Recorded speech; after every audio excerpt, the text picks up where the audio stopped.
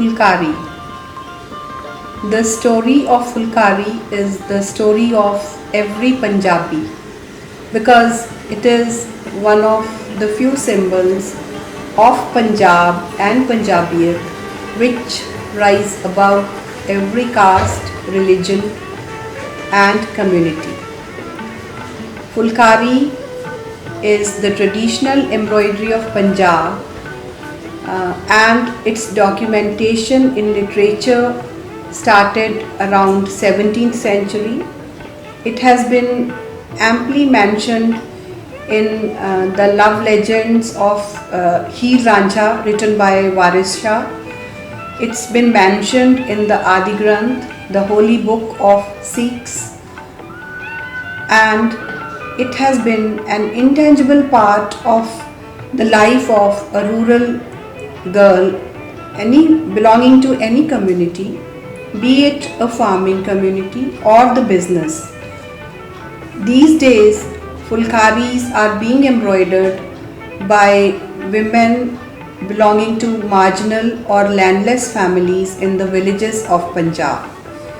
These women are earning their livelihood through these Fulkaris. As I said, Fulkari is the story of Punjabi. Every Punjabi girl, as soon as she was born, would assign a task to her grandmother, who would start embroidering a Fulkari which was to be gifted to the newborn when she would become a young lady. During her marriage ceremony, many Fulkaris were gifted by the relatives who had lovingly embroidered these for the young bride. Fulkaris are embroidered on homespun, home woven and home dyed coarse cotton of medium weight. The fabric is called khaddar and the embroidery on this is done using untwisted silk floss called pat. In the villages of Punjab would gather together in a ceremony or a ritual called Tiranjan in the afternoons, and in those afternoons they would lovingly spin, knit, crochet or embroider, and of course along with that they would always gossip or sing songs or dance the folk dance, that is Gidha.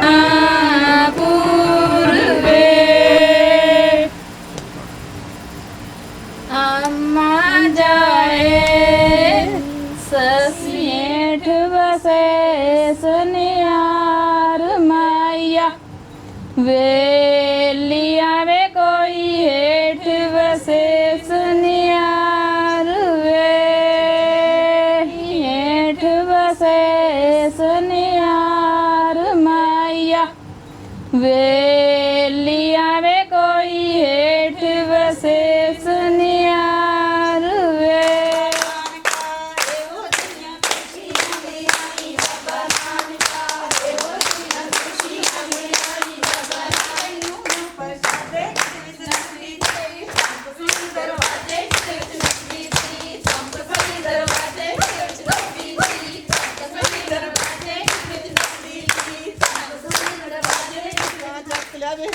Moriya गड्डी दे नेड़े मैं तेन बाज रही गईना बावला तेरे मैं तेन बाज रही गईना बावला तेरे मैं तेन बाज रही गईना बावला तेरे मैं तेन बाज रही सच्ची मुच्ची तन भरीगा तन भरी तन माने तेरा फिरा लाड राज के अंदर बढ़िया ससुरी तेरा लाड कुछ के अंदर बढ़िया ससुरी तेरा लाड.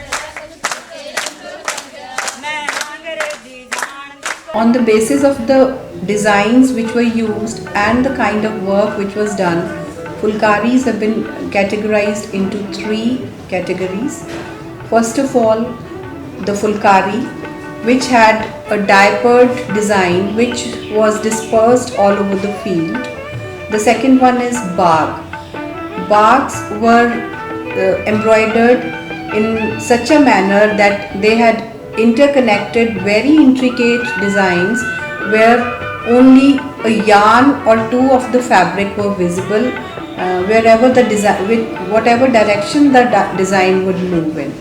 And the third type is chope. Chopes were embroidered with running stitch instead of the darn stitch which is common in fulkaris, and here the embroidery would be done along the selvages of the fabric and the two ends were left unembroidered. The life of a young girl moves along the threads of fulkari. When that young girl grows up and is about to marry, fulkari becomes an inseparable part of her life. During the prenuptial ceremonies, especially the traditional bath which is given to the bride and the groom, the fulkari is inseparable in these two ceremonies. Similarly, when the maternal uncle of a bride gives away the symbolic chuda, that is the red bangles, to his niece before the actual marriage ceremony is performed, fulkari again becomes a part of the costume of that young girl.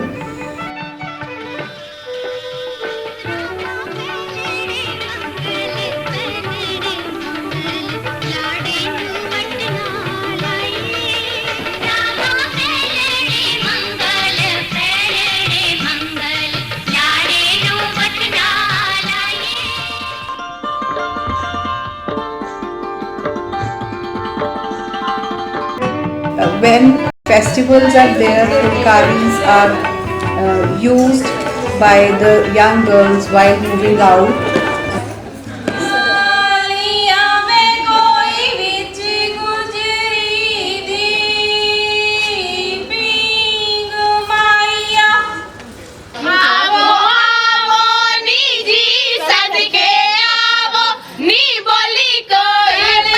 There are certain agencies and individuals who have been actively engaged in promoting and safeguarding fulkari.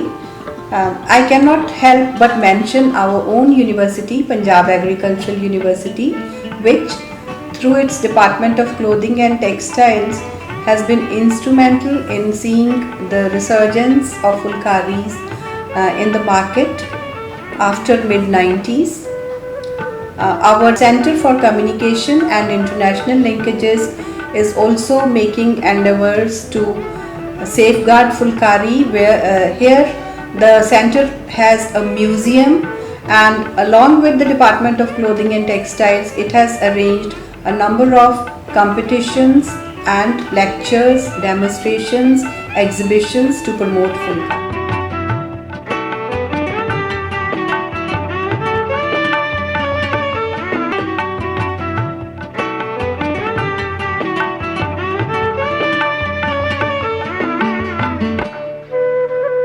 If a married woman dies before her husband, she is draped in a red fulkari, symbolic of her marital status.